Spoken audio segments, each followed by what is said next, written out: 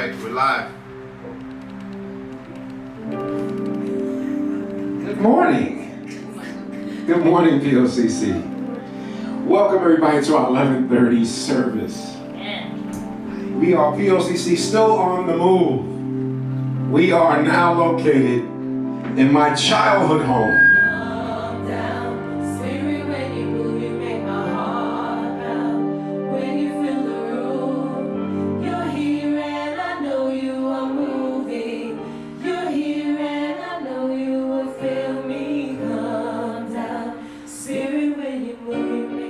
One of our 7th graders from our charter school collapsed, and he was the first fatality of COVID in our community. We were in shock. We didn't know how to deal with it. Then after that, we just started getting call after call. Every week, somebody else was dying. When you look at the black and brown communities that are impoverished, we don't have the same access to medical resources. I started reaching out to other ministries, and we were receiving grants to get onto the street. So we started grabbing goals, and literally we were feeding thousands. And then we started fundraising for rental support, and one church gave us $150,000 just to pay people's rent, and that's what we did. The view from Newscopter 7 shows the heavy smoke just before dawn. The row of stores involved would soon be gutted. The 3-alarm fire broke out on Westchester Avenue near Parkchester. Yeah, Facebook fam and church, we're here at the church, and FDNY is doing their best to handle everything. We never stopped meeting. We never shut down the church. The church continued to gather, even through Zoom. Holding nothing back, 'cause I surrender everything. Even though we couldn't go into the building because it was all jacked up with smoke, we would still go out there and serve the community, still provide food for the homeless, still go out and feed the homeless, still provide resources. We just continue to do that, and the resources would come in and we rebuild.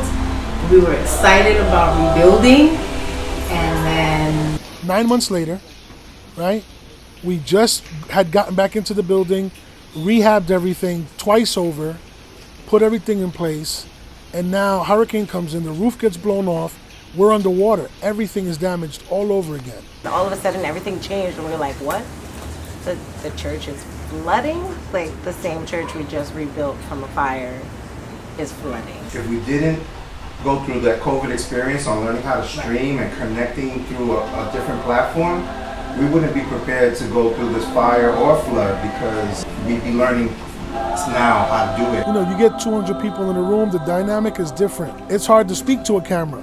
That's why it's important to have other pastors here, so that at least you get the energy of response. When you feature musicians, and when you feature, social workers and that becomes the importance of having like a building that would allow you, give you a platform to be able to allow gifts to grow.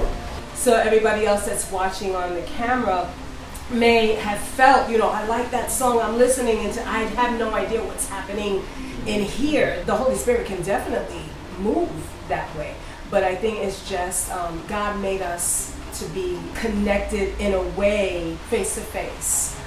It's hard when it's over the phone. How you doing? Because everybody will just pass by and say, I'm fine. But there's something in somebody's eyes that you can see. The church is a family. It's not even, it's about, people congregants, there's numbers, right? But it's a family, always at the end of the day. A family's under a roof.